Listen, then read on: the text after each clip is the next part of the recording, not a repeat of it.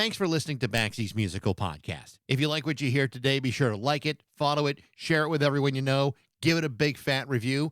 Also, be sure to follow the show on Instagram, TikTok, and Facebook for regular updates on future guests. Today, we're brought to you by Metro Chrysler Dodge Jeep and Ram at Chicopee. Stop by their state-of-the-art dealership next to BJ's and Big Y on Memorial Drive, or stop by MetroJeep.com and make it Metro. And then drive home in your new Metro Chrysler Dodge Jeep Ram today.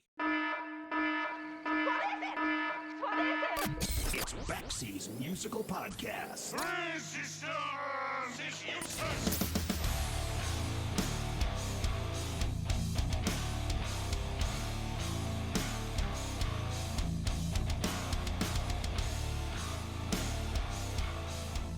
So here's something that we really haven't talked about in this podcast. Locations and venues. We've talked a lot about records and songs and bands and songwriters and that sort of stuff.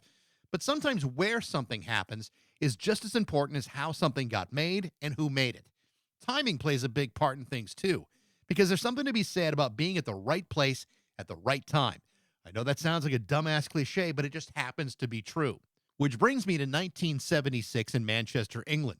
While a lot of attention was being paid to the growth of punk in cities like New York and London, there was also something equally significant happening in Manchester, starting perhaps with the Sex Pistols playing at the Manchester Lesser Free Trade Hall on June 4th of that year.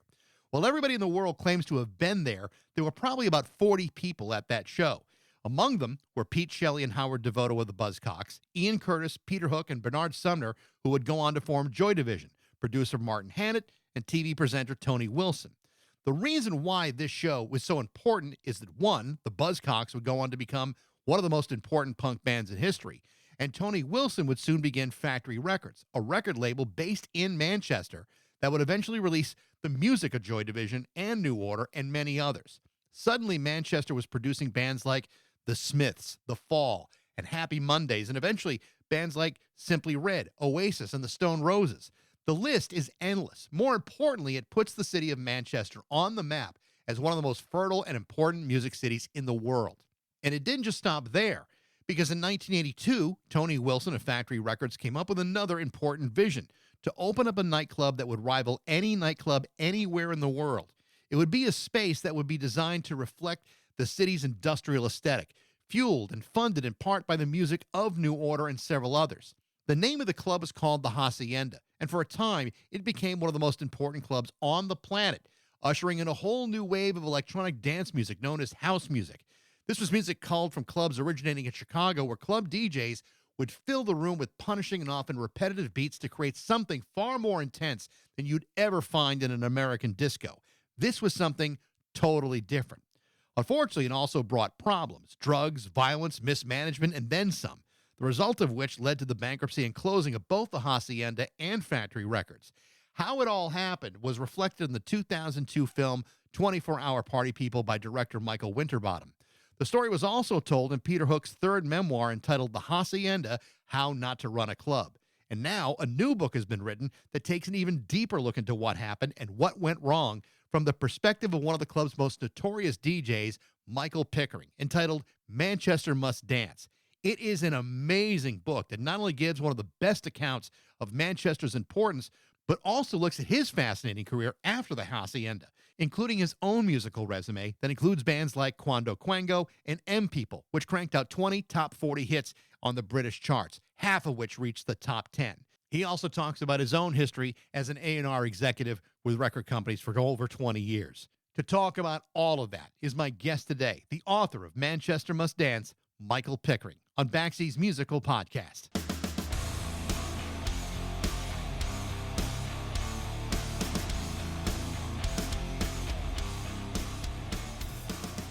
I finished reading the book last night, and I really enjoyed the hell out of it.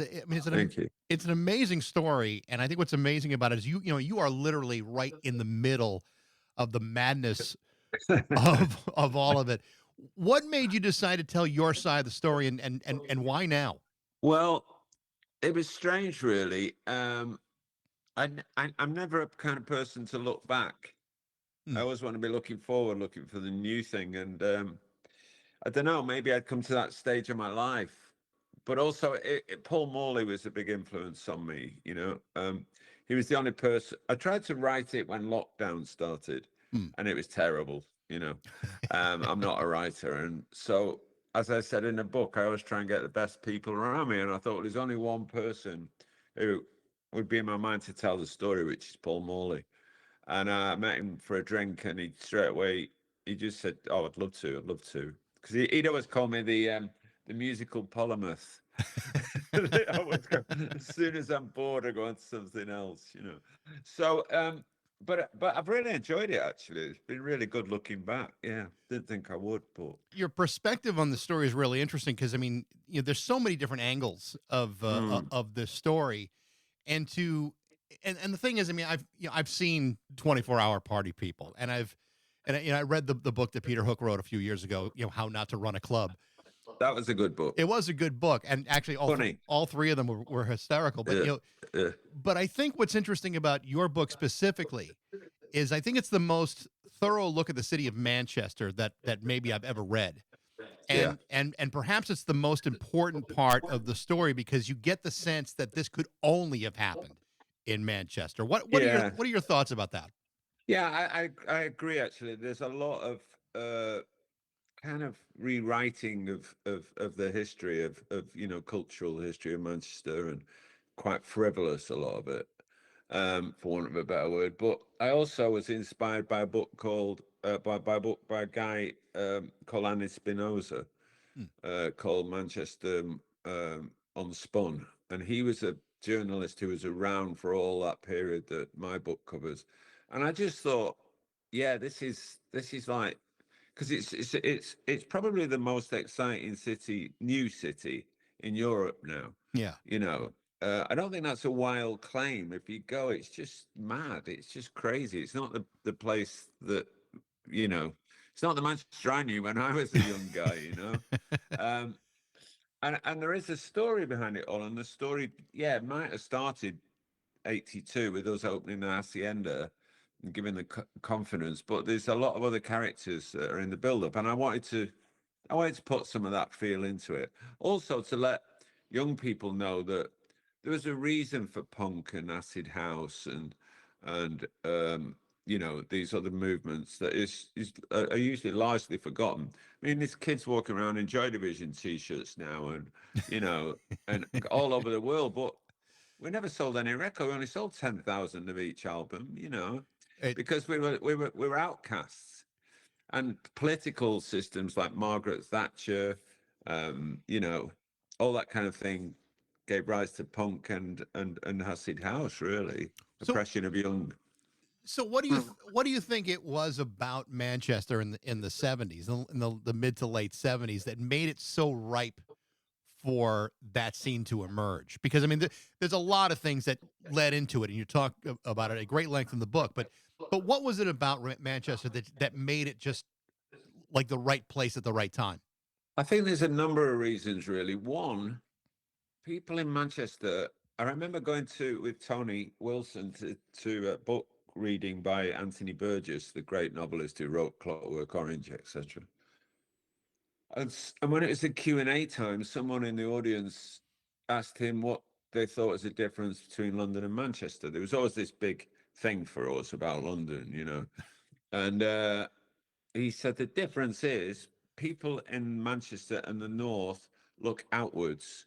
We look to Europe and the States and Asia, wherever. We look for our culture and we look out. People in London look into their own city. And that was very true. I mean, most people in those days, if from London, if you'd have spoken to them, they'd have been to like continental Europe or somewhere further afar, but they wouldn't have been north of Watford Gap, which is about 20 miles outside. And it therefore became quite media based in London, whereas we've always been all embracing for different cultures and a mixture of different cultures. And also it was just a dreadful place to live. It's in total decline after the decline of the industrial revolution. The industrial era. So there was nothing else to do, and it made you. I don't know. It just felt creative. I think a lot of cities are like that. Rotterdam, in my book, was like that. It was a rundown city compared to the glitz and glamour of Amsterdam in a Dutch sense, but it was far more creative, you know. Detroit's quite like that, isn't it now? Well, yeah, I mean, The it's art funny scene. because it's funny because I think people look at American culture, but if you're in America, you realize that it's multiple cultures all Yeah. working at different times in different cities and different regions, and it you ever say, oh, everything is so Americanized. Well, that doesn't really mean very much when you're No, it means in nothing. Detroit or Los Angeles or Florida or wherever it might be. No. You talk in great detail about your love of music. Early on, seeing the Beatles. With I think your mom brought you to see the Beatles, and it's always clearly been a very important part of your life. Soul music, certainly, but there's also a tone that you talk about the implausibility of the idea of being in the music business yourself until punk happens, until the Buzzcocks release Spiral Scratch. At that point, everything seems to change, and that winds up Game being changer. yeah, total game changer. Tell me a little bit about that moment and what punk meant to a Well, young guy like yourself. up till that point, we used to go to gigs just for the sake of it. So you go to the Free Trade Hall in Manchester, and places like that, and go and see a band. And it was, I suppose, coming out of like prog rock and all that kind of stuff, and that you get guys doing 10 minutes, very technical drum solos and keyboard solos and whatever, and you just thought, oh, well, A, I don't want to do that, but B, it's really boring. And but B, you have to go to music school. When punk happened, all of a sudden it was three chords, make your own posters for the gig, hire your own back room of a pub, you know, uh, sell the tickets, pay the band, or be in the band.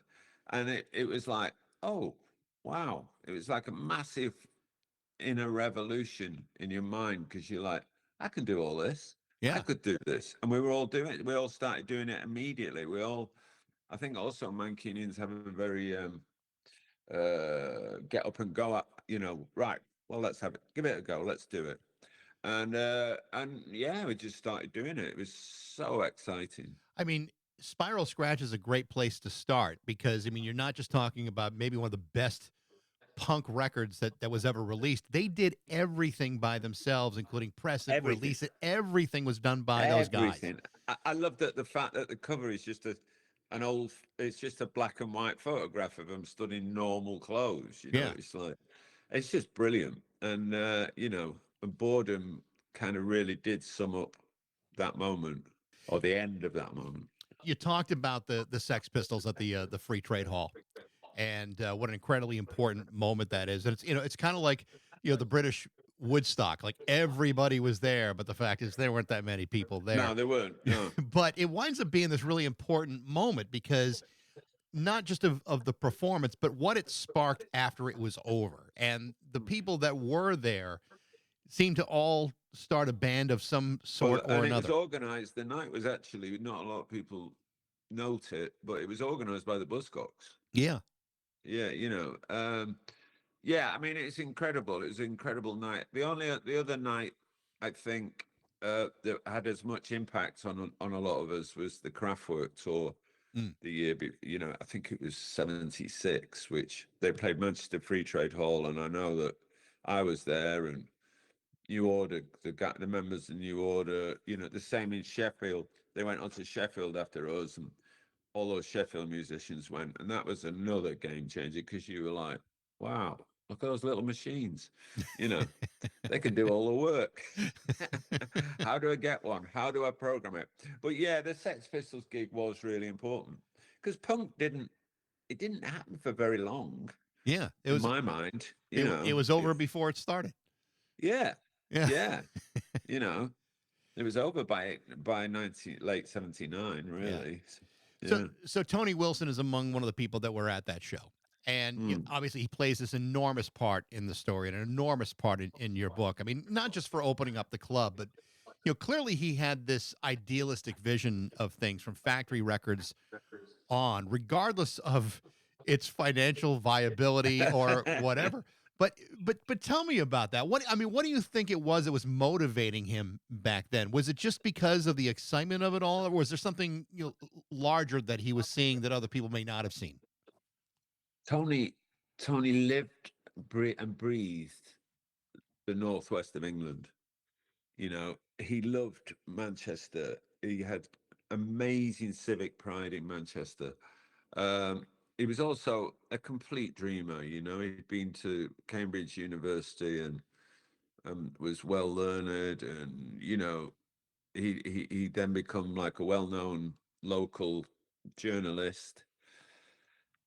He was just a one-off. He was a real eccentric. You know, he was like, but through it all was a desire to see Manchester rise from its ashes, so to speak. I mean, you know, bless him, I loved him dearly, but he didn't have a clue about music. You know, he really didn't have a clue. It was Rob and I think, that, you know,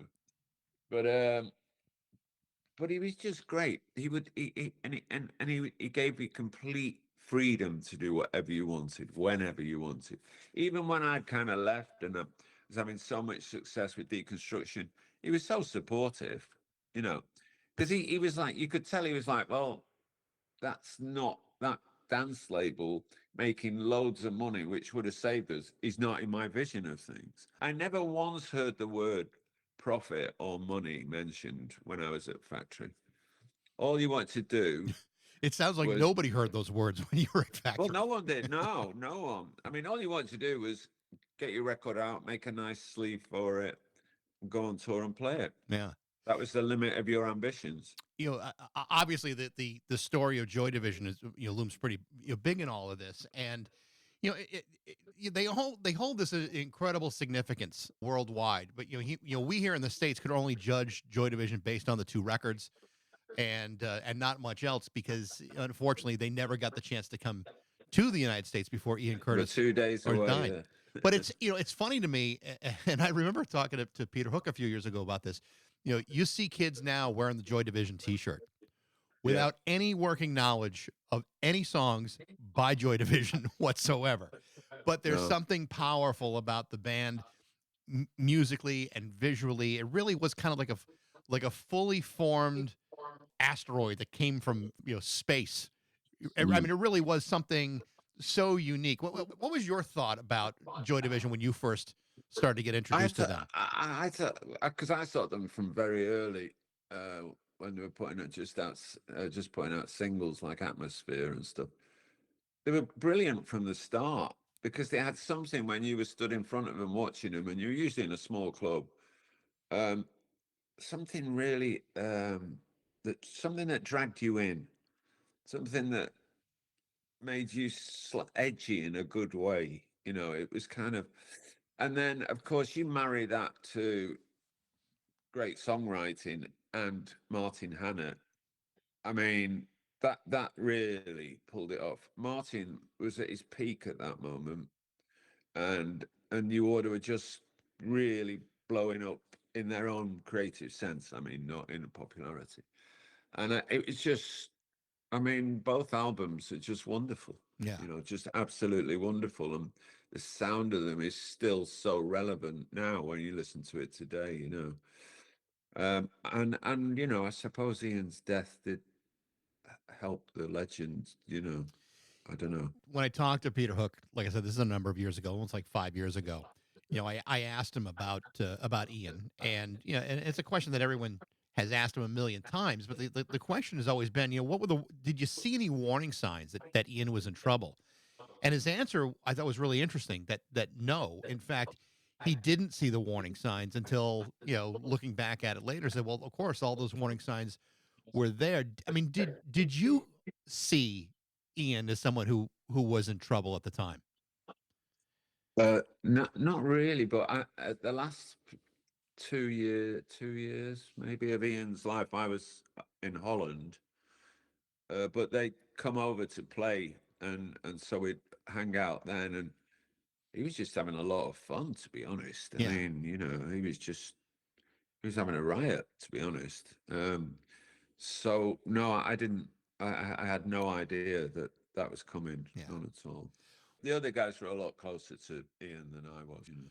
But what's remarkable about that story is, and even in the movie, they say there's a part of the movie they say, no band survives the death of their lead singer. No, it just doesn't happen. But yet, here you are when Joy Division becomes New Order, suddenly there's commercial success, and which is extraordinary that would even happen. And it's certainly to the extent that it did happen. Suddenly, Tony Wilson gets this idea. Well, you know what? Maybe I want to take advantage of this sudden commercial profitability and do something with it. And at that point, then the vision of the Hacienda comes into play. It was Rob's vision, though. That's very important. Tony wouldn't have had a club. It wouldn't have happened. It was Rob who wanted a club. When he came to Rotterdam, when I was there, he said, "Come home, I'm opening a club." And his whole raison d'etre for doing that was for somewhere for them to go. But he meant more than that. He meant somewhere for us all to go. People like us who were disenfranchised from everything.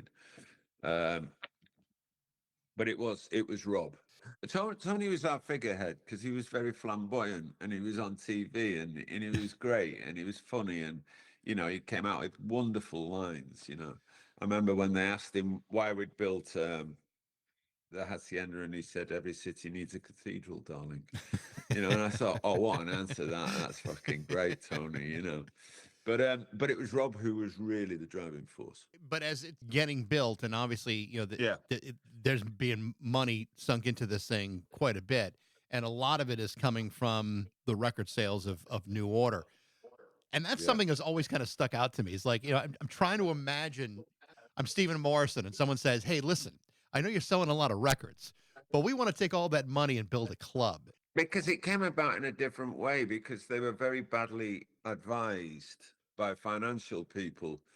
I mean, Hooky will explain it, and the boys and Gillian will explain it more. But, for once, they were told that there was tax relief things on it, and there wasn't. It was just bullshit. But it got to the point, I mean, when we would get what we call here a winding up notice, when the creditors come in for you, we just have to put a New Order gig on. Yeah, right. So they play a show and we'd be counting the money out to the inland revenue, while they were madness. So let's talk about the design of the club. Obviously you can see pictures of it. You can see a recreation of it in the 24-hour party people. And my understanding is it's pretty close.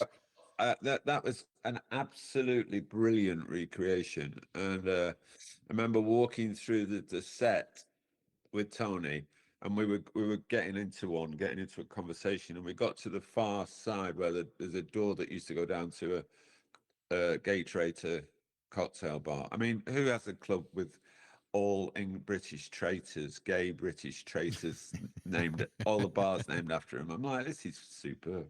But anyway, there was a door to go down, and as we opened the door, it was only then that we realized again that we were in a film set, because you have to step over us.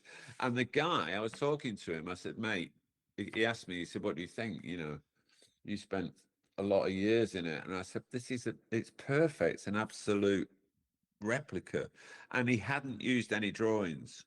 He'd just done it on photographs, Wow. Which was pretty incredible. That is amazing.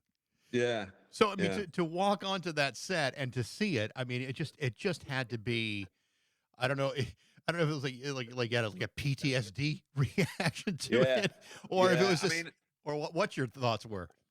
Well, I was fine with it. I mean, because I was still in. I was like, I've got other things to do. I'm not looking back, But then you realise that there were people there that nothing had happened after the Hacienda, so that they were like back there going, "Oh, please, can we have it back? Can we have that moment back?" And that's quite sad. But yeah, it was great. It was great. The film changed. The script changed so many times from inception to completion. Especially when Steve Coogan came on board, they were like, "Oh, it's Tony." Right, well, hang it all as a comedy on Steve Coogan, and you can see where he got his Alan Partridge persona straight from Tony. The story of the club is really pretty remarkable in a lot of different ways. When Peter Hook writes, how not to run a club, it's pretty obvious early on that there are problems with this club right away. Oh yeah. The sound system was not great. No. There was a lot of questions about whether you were doing it right, whether you're affording it. What was when you? We were doing everything wrong. Yeah, it sounded like it was. I mean, it sounded like it was Because we meant to fail. one of the things there was hundreds of things. I mean, the fact that they wanted to open it 7 nights a week, it was just a joke. But also, you know, they didn't want anybody who had anything to do with nightclubs. Yeah, It's very factory and very, by the way, they're like, we don't want any of that. We want this to be totally unique and totally different. So none of us that were working there had any previous experience in nightclubs. I was the only one because I went to gigs and DJ'd, right. So, but I didn't know anything about the running of the nightclubs. And mine was more of a creative role anyway. But yeah, you had people just didn't have a clue. You talk about you being a DJ at this club, and I mean, I've been in radio for almost 40 years, and there've been many people say, "Oh, could you DJ a wedding?" I'm like, no, that's a No. totally different type of talent, a Yeah. totally different skill set. And as you describe it in the book, it's really amazing. This wasn't a club that where you had a microphone and the DJ was talking in between songs. You were building a vibe that grew and grew as the years went on, and it is probably an underestimated talent to be able to read the room and maybe to anticipate what the room is going to react to. Tell me a little bit about the development of that for you, because I mean it really is an extraordinary skill. I just think I think that's a natural gift. I don't think you can teach it. You probably know you're a DJ. You know, you can't teach that. You go in and you read the room. It's like people always say to me, if you stood in a club and people come and go, "Hey, Mike, what's your first record tonight?" I'll go, "I have not a clue." Until, well, it used to be open your record box or stick your USB. I never know which track and I'll get there and I'll stand behind the previous guy or I'll stand in the club for maybe 40 minutes. And then all of a sudden I'll just go, I know what to start with. And from that moment I choose my set list for that night. I've always done it like that. So Yeah. it's got to be, my point is, it's got to be a natural thing, you know? Um, I mean, yeah, it always kind of winds me up when you see DJs and you think, you're losing the room, man. You're losing the room. What are you doing? Surely you can feel it. And they just don't get the reason they're there, I don't think. They're Yeah. the soundtrack to the evening. The whole book really talks about the Hacienda kind of ushering the rave culture, and part of that culture is the drug use involved, and particular ecstasy. It Yeah. becomes this huge part of the story, and what's remarkable about it is because it became like the substance of choice in that club, people weren't buying alcohol and they No. weren't spending any money in the club, and it just continued to hemorrhage money. But it really was a very big part of that entire culture of that place. From 1988, yeah. It changed the whole face of going out, of nightclubbing. Changed it completely. It changed the way we played records. Because we would have to beat match all the time. It changed the not the demographic, but it was like the night before that was like about 50-50 black and white. Yeah. It went very quite white, really, because a lot of the black guys didn't like chemical drugs. This happened over 3 or 4 weeks. It was like a Mexican wave from one end of the club to the other. It changing. It just changed. It changed all our lives. I mean, I was in it for about 2 years. I got bored as I always do, and it did change all our lives. We all changed our partners. We all changed where we lived. Everything in our world was like, this is a new world. We got to change. This is just incredible. But then it changed. The club changed again. Something happened within the club where you're starting to see more violence, more gangs, more drug dealers, and things suddenly start getting very, very much out of hand. Oh, you could really feel it.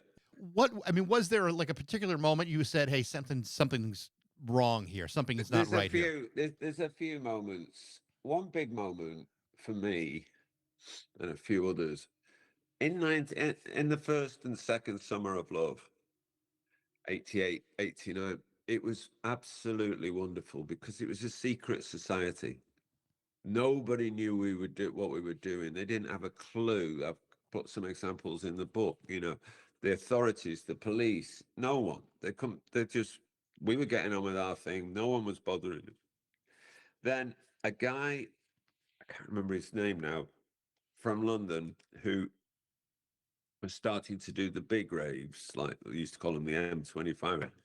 All of a sudden, bang, it's on news at 10, the main news at night. It's like Fox getting hold of it. Do you know what I mean? Yeah, right. God help us. And then all of a sudden, it's this evil drug and these drug crazed teenagers and that. And for me, I was like, there we go. There's the bubble gone burst. Yeah. Some idiot has told the press. The last thing, he was probably doing it from a commercial point of view, but is a disgrace because he should have never done it. He missed the whole point. As soon as that happened, and criminals are clever. They'll look at it and go, wow. So the pills in those days cost, I think, 20, 25 quid. There's so many in that club, so many in that, and all the clubs started springing up. Everyone's doing it. They're looking at a weekend and going, this is a multi-million-pound weekend, So the first thing they do is they tax what they call taxing, they threaten the local dealers who up to that point had just been ravers who wanted to share it out. And I could see it, yeah, very quickly. I could see characters, and I'm thinking, ooh, I don't like the look of them. They're gang related, and then it soon deteriorated. Yeah, It sounded very much like by the time the club did close, you were ready to be done with it. Like that was it was almost like it may have been a relief to close it. yeah. I couldn't stand the violence, and what we'd had for those 2 years, 88, 89, was just going down the drain. It was going down the grid, and I walked. I walked on the last night in there. I walked out with David Morales and myself, and I never set foot in the Hacienda again, ever. And I think that it reopened, and I think it was open for about another 6 or 7 years. I never went near it. Yeah, because I had to hold on to those memories, and that was the best part of it. there's a great part of the story that's absolutely fascinating, and that is the whole Happy Mondays story. Uh, yeah, I remember getting bummed in college, their second record, and thinking, wow, this is really, really quite cool. But then I'm also reading about what these guys were all about, and I mean, I realize it's probably the second most important signing of Factory Records, but on the other hand, it was the disaster waiting to happen. And as you go through the story, like as they're recording their last album in Barbados, it was like, Oh, well, there we go. It's I gotta all be over. honest. I've got to be honest. I was out of there by then, but I remember I was still friends with them. I remember Alan and Tony going, "Yeah, yes, darling, we're sending them to Barbados." I went, "Why are you looking at us like that?" I said, "Isn't there crack cocaine in Barbados?" They were like, "No, no, no, no, no. They'll just chill out on the beach." And then we've got Tina and Chris Talking Heads. They'll do it. I was like, ooh. And then word started coming back that Sean was even selling his clothes that he was studying, Yeah. to get more. And they met him at the airport. The dealers met him at the airport. Now, someone must have told them they were on that plane, Right. Well, there's a scene in the book where he where he drops all his methadone, and all of a sudden he had only enough methadone for like half a day, and Yeah. it just sounded like one terrible disaster after another, and They were out of control. They were out of control, and it was splitting the band at that point. And there was, it wasn't like popping a few ecstasy pills. It was heavy duty narcotic addiction, heroin, crack. It was. I mean, I was glad I was out of it. And then famously after Factory folded, they went for they were about to sign a deal with either Virgin or EMI.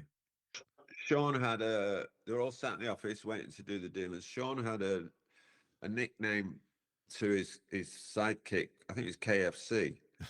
KFC. Should we just get a quick KFC? Because he needed to score.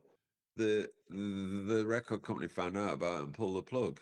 You know, it was like so self-destructive. It was like, because they were a great band. They were a great band, and that's kind of the tragedy of them. You know, what might they have been had they been a little bit more together? But on the other hand, you could say, well, maybe that's part of what made them great is their self-destruction. No, I think, you know, because I produced the first EP. Sean was so talented and so driven that I think you're right. I think they would their back catalogue would have been quite impressive if they hadn't have. You did something in the book that I thought was like, you know, so clever, and in many ways, I wish more biographies did this. You know, you got contributions from a number of people. That was great, wasn't it? I loved it, and in fact, I thought it was such a refreshing aside from the story. Yeah. I mean, you got contributions from, you know, Martin Fry from ABC, who's a longtime friend of yours. Johnny Marr from the Smiths, Noel Gallagher from Oasis is involved in it, and I thought, what a clever way to get a different perspective on the narrative of this story. I thought it was such a brilliant idea on your part. Well, I've got to say a lot of that is down to Paul, because the way we did it. Paul and I would spend hours and hours and hours with him kind of interviewing me, really. And I want an interview. I'd get into streams of consciousness and, you know, I'd start reeling off stuff, and he recorded it all. But just almost research at first, we thought, well, we've got to interview these guys. And we interviewed Johnny, and Johnny is so articulate and so bright, but he can talk, man. Yeah. And about 5-6 hours later, with the tape machine melting, we got that down. And then I think Paul said, we should do forwards from each of the four, you know, main people in the. And so I called them all and said, what do you think? They're all like, yeah, I'm up for it. Everyone was really up for it. Everyone was like, yeah, let's do it, you know. That's fantastic. So it's I love that. It turned out fantastic. That we've just done an audio book, and I was narrating. It's the worst thing I've ever done in my life. It was absolutely attritional. I thought I was going to have a nervous breakdown, and Johnny did his. He was fine. Martin was very flamboyant, 80s. Sure. Calvin was very not Scottish. You know, that was Scots. And then Noel said, if I ever ask him to do anything like that again, he'll fucking shoot me. You know, he said he was like me, just the worst thing we've ever done. But that does sound like something Noel would do. It'll be a good audio book. Your post Hacienda musical career. I mean, you talked earlier about, you know, hey, could I ever have a musical career? You did. In fact, you had a very successful one. I found the story of M People to be really interesting, especially, you know, when you're talking about, you know, Heather Smalls as the vocalist and the shyness that she had. I just thought what a like a very interesting part of that story. Yeah, she had all sorts, you know, like hypnotherapy and everything to get her on. She's just painfully shy, you know, and had terrible. I mean, in the early days, Paul, the other guy in the band, and to get her on stage was a nightmare. But once the first note sounded, the first smack of that snare drum, whatever, bang, she was possessed. Yeah. And she was amazing. And I used to stand on stage next to her and just think, all that, it's quite strange, all that. We've just gone through all that, and it's worth it for this. Yeah. You know? And you certainly had, you know, your share of hits, but it's just interesting that, you know, that somebody who was a great vocalist and you know, was facing success could be that painfully insecure about getting on stage. I think he's probably quite common. Well, I think it's common, but, you know, but it sounded like, you know, it was like such physically and psychologically painful for her to be really in front of to sing in front of anybody, never mind an audience. Oh yeah, really painful. Yeah. Really, yeah. You also had a pretty long career in A&R. Tell me a little bit about that part of your career. Well, all the way through my career, I think I'd been an A&R man, but didn't know it. So I signed James and Happy Mondays and then Deconstruction. I mean, M People was really an A&R project from my point of view. Right. I put it all together and, assembled it and guided it. And then, there was Black Box, Right on Time, all those kind of things. So when Jed Doherty came to me, I was like, I can't do that. I can't go and work for a record company. I still had that indie thing in me, and an artist. And but it was another friend of mine, Rob Stringer, who said, well, you've done it all your life. Why not do it? And it was only then that the penny dropped. I was like, what do you mean? And when he went through everything I'd done, I was like, well, I'll give it a go. But I took to it immediately. It was like, I sat in an office. I got an office. I'd never had an office. I was like, what do I do in here? What do I actually do? You know what I mean? There was a computer there. I was like, what's that got to do with music? That. Right. And then I just got to know the younger A&R guys. And I said, what are you doing? He said, well, we're going to see 2 bands tonight, one at such a place in London. Right, I'm coming. I don't think I ever went home for about 20 years after that. I loved it. I loved it. I realized as well that it was a bit like being a DJ where you're always searching for the new record. You're searching for the new talent. Yeah. And I found that really fascinating. It's very much like, like in a club when you're reading the room. Yeah. You're reading the room as you're either hearing a tape or seeing a band, live. It really is very similar. I think I had a big advantage on the other guys because I was a songwriter and I knew that songs are everything. Doesn't matter what decade you're in, who you are. It'll never change.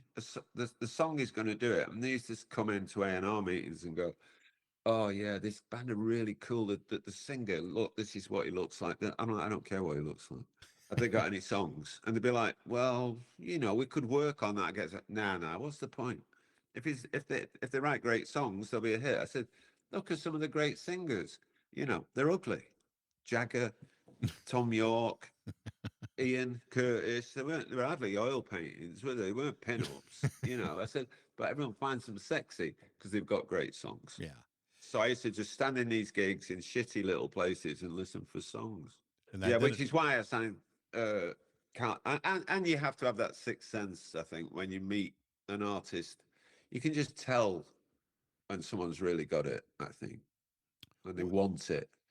Is it an ambition thing or is it something different? Is it more of an artistic I think it's issue? a mixture. I think there is obviously a bit of ambition, but there's a general sense and aura about that person where you're like, they know what they want. They're not going to divert from that track, but they will listen at the same time. Yeah. And you just know, you just kind of know. Yeah, I've had quite a few where it's not worked, and I've thought, okay, so the stars have got to align also, haven't they? For massive successes, the stars have got to align, the timing. Sometimes it's just not quite right. And I've made albums with a couple of artists where I've thought they're amazing. I still listen to them now, 10 or so years later, and they just didn't make it. Just wasn't the right time for them. Yeah. The public wasn't ready for them, Well, I mean, I've always believed that 90% of the best music in the world, most people have never heard. So I'm not surprised to hear that. No, that's so true. Yeah. Yeah. Michael, this has been really interesting. And like I said, I really enjoyed the book a lot. It is an amazing story of Manchester and about the 70s and through the 80s. And I really appreciate you taking the time to talk to me about it today. Yes. Nice to meet you. Nice to meet you too. The name of Michael Pickering's new book is called Manchester Must Dance, coming out on April 28th. Thanks for listening. I hope you enjoyed it. If you did, you can reach me at bax@rock102.com. I'd love to hear what you think. Thanks to Metro Chrysler, Dodge, Jeep, and Ram at Chicopee for their support. But most of all, thanks to you for listening to Baxie's Musical Podcast.